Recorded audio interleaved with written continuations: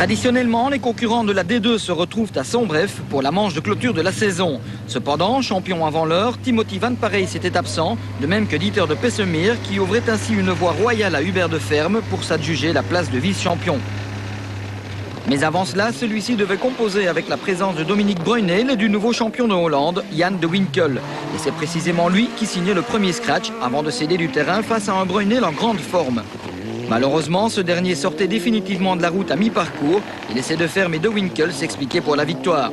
L'homme à la Subaru devait alors batailler ferme pour conserver son avantage face aux Bataves jusqu'au terme de l'épreuve et ainsi signer une deuxième victoire consécutive, lui permettant de coiffer de Pessemir au championnat.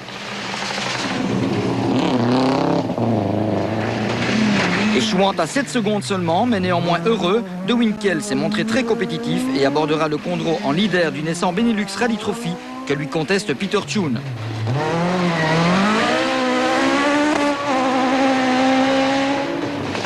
Si Philippe de Wulf a encore loupé ce rendez-vous, cette fois sur problème de turbo, Lorenzo Conti réussissait en revanche plutôt bien son retour à la compétition.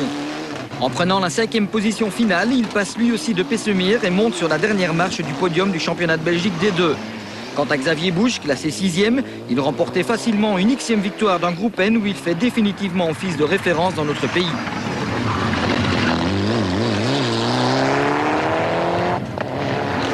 Du côté des titrés, en dépit de sa victoire à Sombref, Christian Guillemin et sa Porsche 911 laissent les lauriers du groupe R 2003 à Christophe Jacob et sa Ford Escort RS 2000 Mark II.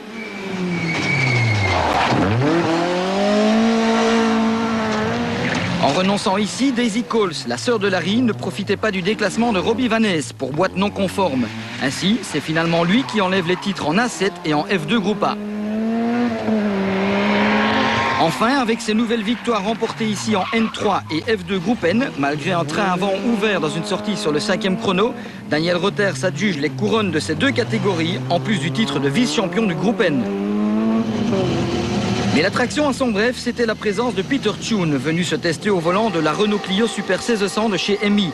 En dépit de petits soucis de sélecteur de boîte, il s'en sortait plutôt bien pour une première et semblait déjà fort à l'aise avec cet auto qu'il qualifiait de très viril et toutefois remarquable. Malgré une crevaison qui lui coûtait 2 minutes, il soldait ce coup d'essai par une première victoire de catégorie. Reste maintenant à espérer qu'il optera pour une telle monture pour la saison à venir. Si on pouvait être 5, 6, 7 pilotes avec des voitures comparables, faire un championnat, bon, c'est sûrement une option. Bon, il faut qu'on en pense et ça doit être dans une bonne structure, mais s'il y a une bonne proposition, on va en passer, ça c'est sûr.